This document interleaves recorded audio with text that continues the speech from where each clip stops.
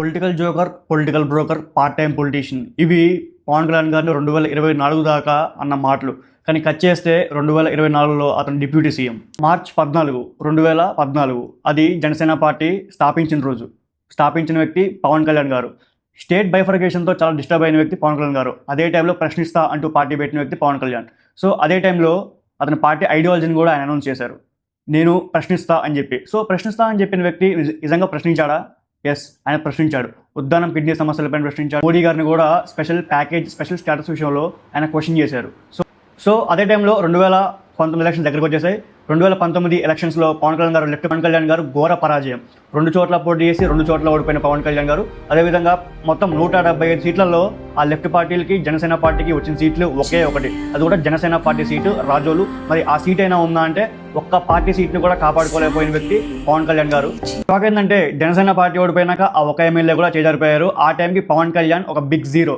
అయితే అపోజిషన్స్ నుంచి వినిపించిన మాట, అన్న కాంగ్రెస్లో కలిపాడు, తమ్ముడు బీజేపీలో కలుపుతాడు అని చెప్పి చాలామంది మాట్లాడారు. అదేవిధంగా ఇదే టైంలో పవన్ కళ్యాణ్ ఒక పొలిటికల్ ఫెయిల్యూర్, పవన్ కళ్యాణ్ గారిని ఎవరు నమ్మకండి అని చెప్పి చాలా ఎలిగేషన్స్ అయితే పవన్ కళ్యాణ్ గారు పనిచేశారు. తల్లిని విమర్శించారు, భార్యని విమర్శించారు, పిల్లల్ని విమర్శించారు, చాలా స్ట్రగుల్స్ ఫేస్ చేశారు, చాలా ఎలిగేషన్స్ పడ్డారు. నాకు తెలిసి పవన్ కళ్యాణ్ గారు మాత్రమే ఎక్కువ ఆరోపణలు పడ్డ వ్యక్తి పర్సనల్గా. అండ్ కట్ చేస్తే మరి అన్ని ఆరోపణలు ఫేస్ చేశాక పవన్ కళ్యాణ్ గారు వెనక్కి తగ్గారా అంటే తగ్గలేదని చెప్పాలి. ఎందుకంటే ఆయన అధికారం కోసం రాలేదు, పార్టీ పెట్టింది. ఆయన జనాలను నమ్ముకుని పార్టీ పెట్టారు, ఆయన ఒక సిద్ధాంతం కోసం పార్టీ పెట్టారు. మరి 2024లో ఏం జరిగింది? 2019లో బిగ్ పొలిటికల్ ఫెయిల్యూర్. 2024లో ఇండియన్ పొలిటికల్ హిస్టరీలోనే ఒక మ్యాసివ్ కంబ్యాక్ని ఫేస్ చేసిన వ్యక్తి పవన్ కళ్యాణ్ గారు. ఎందుకంటే చంద్రబాబు నాయుడు గారు 40 ఏళ్ల రాజకీయ చరిత్రలో ఫస్ట్ టైం కోఆలిషన్ గవర్నమెంట్ అయితే ఫామ్ చేశారు, అది కూడా పవన్ కళ్యాణ్ గారితో. పవన్ కళ్యాణ్ గారు, బీజేపీ అండ్ చంద్రబాబు నాయుడు గారు ముగ్గురు కలిసి డబుల్ ఇంజన్ సర్కార్ అని చెప్పి 2024లో బిగ్ మ్యాసివ్ మైండ్ ఓపింగ్ మెజారిటీతో వచ్చారు. 164 సీట్స్తో వాళ్ళు ఏపీలో సక్సెస్ఫుల్గా గవర్నమెంట్ అయితే ఫామ్ చేశారు. సో మరి దీంట్లో పవన్ కళ్యాణ్ గారి పాత్ర ఏంటి అంటే, పవన్ కళ్యాణ్ గారు మ్యాన్ ఆఫ్ ద మ్యాచ్. ఎందుకంటే ఇది నేను డిసైడ్ చేసింది కాదు, ఆంధ్రప్రదేశ్ ప్రజలు డిసైడ్ చేసింది.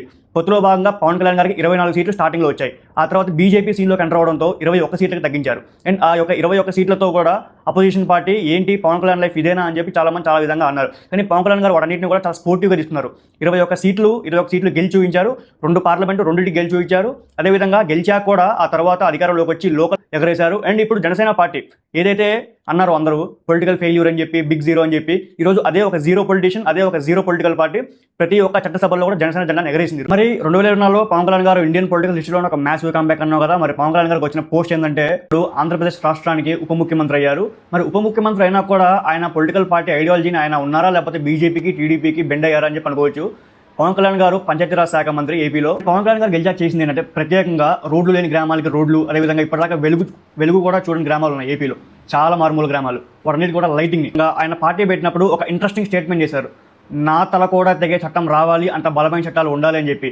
అదేవిధంగా ఆయన అన్నట్టే సొంత పార్టీ నాయకులు తప్పు చేస్తే కూడా సొంత పార్టీ నాయకులను ఇమీడియట్గా సస్పెండ్ చేసిన పార్టీ జనసేన పార్టీ. దీని బేసిక్గా యూత్కి పాలిటిక్స్ అంటే ఎక్కువ ఇష్టం ఉండదు, వాళ్ళు పెద్దగా ఫాలో అవ్వరు. కానీ పవన్ కళ్యాణ్ గారు పొలిటికల్ పార్టీ లాంచ్తో యూత్ని కూడా ఆయన వైపు అట్రాక్ట్ చేసేలా చేశారు. పవన్ కళ్యాణ్ గారిలో స్పెషాలిటీ ఏంటంటే, పవన్ కళ్యాణ్ గారు కొన్ని సెన్సిటివ్ టాపిక్స్ ఉంటాయి, క్యాస్ట్ అండ్ రిలీజన్, వాటిని ఈజీగా డీల్ చేస్తారు. పవన్ కళ్యాణ్ గారు వాటి గురించి మాట్లాడినప్పుడు మనకి చాలా అట్రాక్టివ్గా వినబుద్ధి అవుద్ది. రీసెంట్గా సనాతన ధర్మం గురించి మాట్లాడారు, ఇది చాలా మంది నచ్చలేదు. ఎందుకు నచ్చలేదు నాకైతే అర్థం కాలేదు. ఆయన ధర్మాన్ని, ఆయన మతాన్ని ఆయన గౌరవించుకుంటే తప్ప. ఒక నిమిషం ఆలోచించండి, పవన్ కళ్యాణ్ గారు ఆ రోజు పడ్డ అవమానాలకి, ఆయన పడ్డ మాటలకి ఆయన వెనక్కి తగ్గుంటే ఈరోజు ఆయన డిప్యూటీ సీఎం అయి ఉండేవారా? సో ఈ ఫార్మేషన్ డే వచ్చేసి పవన్ కళ్యాణ్ గారిని మాత్రమే కాదు, పవన్ కళ్యాణ్ గారు ఓడిపోయినా, పవన్ కళ్యాణ్ గారు గెలిచినా, ఆయన పార్టీ జెండా మోసిన ప్రతి ఒక్కరిది కూడా. So happy formation day. జై జనసేన, జై హింద్, జై పవన్ కళ్యాణ్.